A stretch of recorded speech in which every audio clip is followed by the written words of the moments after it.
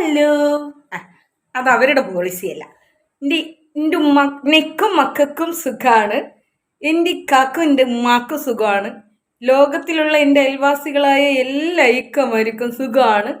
പോരാത്തതിന് എൻ്റെ കഴിഞ്ഞ ഇക്കമാർക്കും ഇനി വരാനിരിക്കുന്ന എല്ലാ ഇക്കമാർക്കും സുഖമാണ്. പൊന്നുമണീസേ, നിങ്ങളുടെ നാട്ടിലുള്ള ഒരു വ്യക്തി എന്നെ വിളിച്ചു. എന്നോട് എന്താണ് പറഞ്ഞതെന്നറിയാമോ? 3-4 ദിവസത്തിന് മുമ്പ് നിങ്ങളെ വീട്ടിൽ നിന്ന് കുട്ടികളുടെ ഭയങ്കരമായ കരച്ചിൽ കേട്ടെന്ന്. സത്യമാണ്.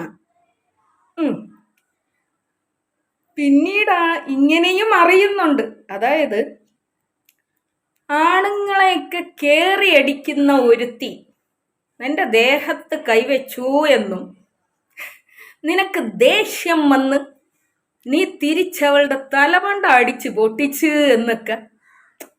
സത്യമായിരിക്കൂലല്ലേ? അയൽക്കാർക്കൊക്കെ അസൂയ കൊണ്ടായിരിക്കും. എന്തായാലും മോളോട് ഒരു ഉപദേശം പറയാനുണ്ട്.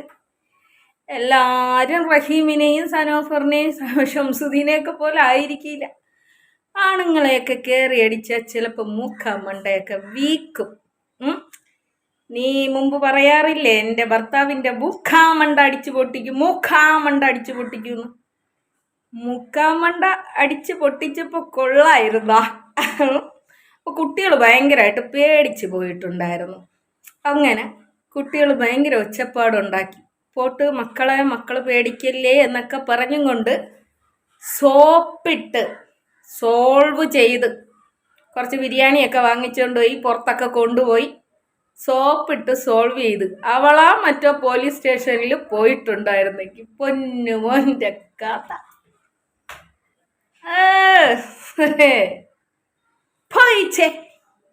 ക്യാമറയിൽ വന്നിരിക്കുന്ന എങ്ങനെയാണ് ഈ വക കഥകളെല്ലാം എൻ്റെ കയ്യിൽ കിട്ടണമെന്ന് എനിക്കറിയാൻ വയ്യ. ഓ, പടച്ച റബ്ബ് വലിയവൻ.